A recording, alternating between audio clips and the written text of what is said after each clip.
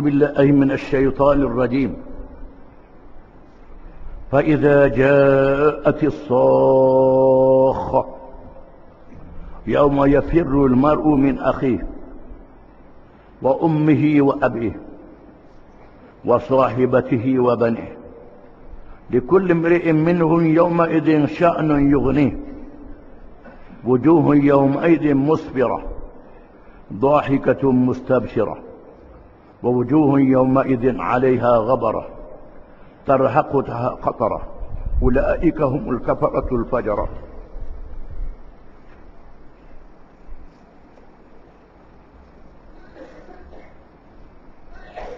Maksudnya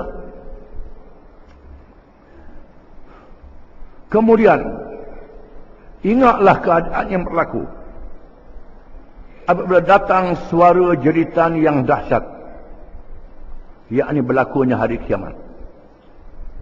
Pada hari seseorang itu lari dari saudaranya dan ibunya serta bapanya dan isterinya serta anak-anaknya, kerana tiap-tiap seorang dari mereka pada hari itu ada perkara yang cukup untuk menjadikan dia sibuk dengan hal dirinya saja. Muka orang-orang yang beriman pada hari itu berseri-seri, tertawa lagi bersukaria, dan muka orang yang engkar pada hari itu penuh berdebu, diliputi oleh kehitaman dan kegelapan. Mereka itu ialah orang-orang yang kafir, yang durhaka.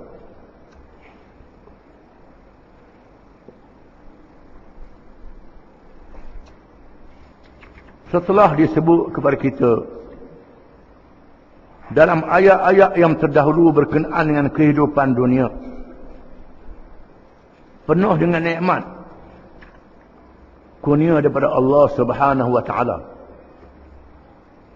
maka surah ini diakhiri dengan ayat-ayat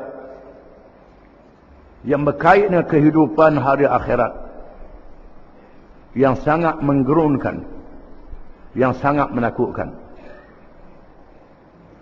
فَإِذَا جَاءَتِ الصَّاخَّةُ, maka apabila datangnya tiupan tempikan yang menandakan berlakunya hari kiamat,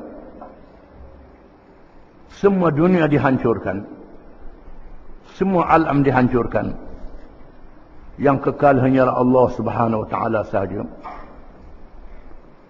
Menunjukkan berlakunya perkara hidup semula manusia dibangkitkan, masing-masing berbekal dengan amalan masing-masing. Sama ada amal yang baik ataupun amal yang jahat. Bila mendengar tiupan tempikan, para ulama mengatakan dimaksudkan di sini ialah an-nafkhatus ats-tsaniyah, tempikan yang kedua, yang membangkitkan semua manusia. Manusia dihidupkan semula. Disebut dalam hadis, ma min dabbatin illa wahya musikhatun yawmal qiyamah, yawmal jum'ah, musikhatun yawmal jum'ah, syafaqan minas sa'ah illa al-jinn wal ins. Tidak ada benda yang melata di atas muka bumi malaikat mereka takut hari Jumaat, kecuali jin dan manusia. Hari Jumaat, hari berlakunya as-sakhah, manusia dibinasakan semua dan dihidupkan semua. Selepasnya semua makhluk takut pada sebut hari Jumaat, kecuali manusia dan jin. Tak sedar hari Jumaat ini ialah hari berlakunya kiamat. Sama ada dibinasakan dunia seluruhnya dan dibangkitkan hidup semula. Menyebabkan makhluk-makhluk itu rasa takut. Setelah berlakunya tempitan yang kuat yang menandakan manusia dihidupkan semula, berlakulah hari yang disebut oleh Allah, yauma yafirrul mar'u min akhih. Pada hari seseorang itu lari daripada saudaranya.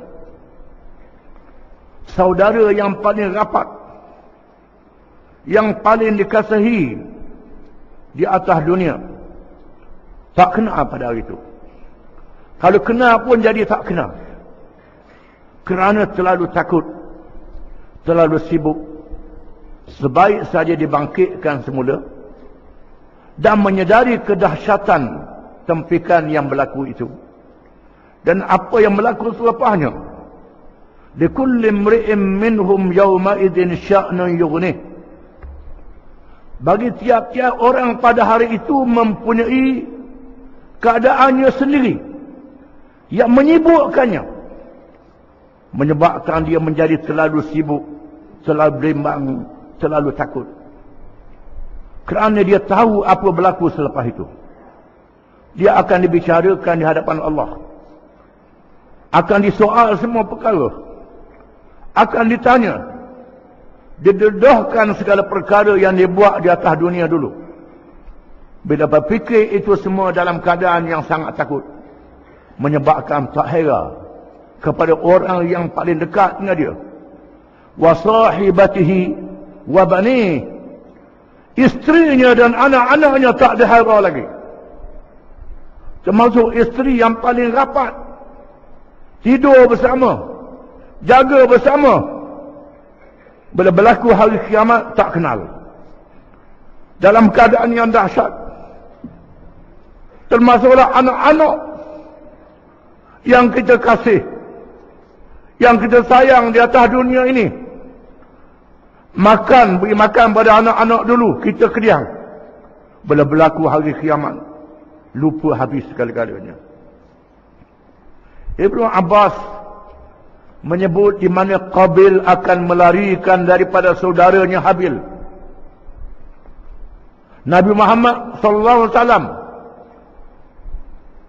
tidak boleh lagi bersama dengan ibu dia sendiri, Aminah. Tak boleh bersama dengan ibu dia sendiri. Ibrahim tidak boleh menolong ayahnya. Nuh tidak boleh menolong anaknya. Lut tidak boleh menolong isterinya.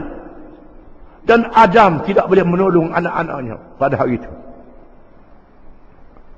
Itulah di hari kiamat yang sangat dahsyat. Likulli imri'in minhum yawma idzin sya'nun yughnih. Bagi tiap-tiap orang pada hari itu mempunyai keadaan yang menjadikan dia sibuk. Bukan saja tak heran pada isteri dan anak-anak yang paling dekat, saudara mara yang paling dekat, bahkan pada diri sendiri. Disebut dalam Sahih Muslim, Ana Aisyah radhiyallahu anha qalat, sami'tu Rasulullah sallallahu alaihi wasallam yaqul, yuhsharu an-nasu yawmal qiyamati hufatan ghuratan ghurlan. Aisyah kata, aku dengar Rasulullah SAW telah bersabda, akan dihimpunkan manusia pada hari kiamat dalam keadaan berkaki ayam, bertalang, bertanjang, bulat dan kuruk. Dibangkit dalam keadaan asal kejadiannya, sebagaimana dikeluar dari perut ibunya, dalam keadaan bertelanjang, tak ada pakaian, tak ada kasut, berkaki ayam, dalam keadaan kuduk, tidak bersunat. Lalu Aisyah berkata, ya Rasulullah, ar-rijalu wan nisa'u jami'an yanzuru ba'duhum ila ba'd. Wahai Rasulullah, menyebabkan lelaki dan perempuan berpandangan melihat di antara satu sama lain. Sabda Rasulullah SAW, ya Aisyah, al-amru asyaddu min an yanzura ba'duhum ila ba'd. Perkaranya terlalu dahsyat sehingga seseorang yang tidak ada masa nak tengok antara satu sama lain. Hilang segala rasa malu. Tak ada masa nak tengok walaupun bertelanjang di antara satu sama lain. Menunjukkan dahsyatnya hari kiamat itu. Itulah dia hari tempikan yang sangat dahsyat. Manusia masing-masing membawa diri masing-masing. Tak kena di antara satu sama lain. Wujuhun yawma idin musfirah. Selepas itu Allah Ta'ala mengatakan, Wujuhun yaumaidin musfirah. Muka-muka mereka pada hari itu bercahaya. Setelah menyedari amalan yang baik yang diamalkan, iman yang ada bersama dengannya. Bila sedar iman dia ada, amal yang soleh dia ada, perbuatan baik ada di atas dunia, percaya kepada keampunan Allah kerana dia telah beristighfar dalam dunia dulu, dhahikatun mustabsyirah, maka suka berketawa dan sangat bergembira. Ini kepada orang-orang yang beriman. Yang beriman yang mengerjakan amal yang saleh, menyebabkan mereka bergembira, menyebabkan muka-muka mereka berseri, mengikut atau Al-Kharasani, muka berseri min tuli maghbarat fi sabilillah jalla sana'uh, kerana menghabiskan masa dalam dunia dulu berdebu mukanya berjuang untuk menegakkan agama Allah. Tuhan jadikan wajahnya berseri. Masa di atas dunia berdebu muka dia kerana kesana kemari berjuang untuk menegakkan ajaran Allah. Mengapa ad-dhahak min athari al-wudu, daripada kesan-kesan wudu. Dia sentiasa berwudu dan bersembahyang masa di dunia dulu. Mengikut Ibn Abbas, min qiyamil lail, daripada kuatnya bersembahyang di waktu malam, menyebabkan mukanya berseri-seri pada hari itu.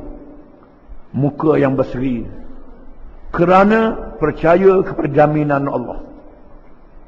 Setelah menyedari dirinya ada iman, dirinya ada kerja-kerja yang dia buat di atas dunia dulu, maka berserilah mukanya. Wa wujuhun yawma idin 'alayha ghabarah tarhaquha qatarah. Dan muka-muka mereka pada hari itu ternampak debu-debu dan berasap kelam. Ada kalangan manusia yang mukanya berdebu dan berasap kelam, yang diseliputi oleh wajah yang hitam, wajah yang sangat keruh. Ulaika humul kafaratul fajarah. Mereka itulah orang-orang yang kafir dan orang-orang yang jahat, yang membohongi agama Allah dalam kehidupan dunia dulu. Di sana ada muka manusia yang keruh, yang gelap, yang sangat keadaan cemas.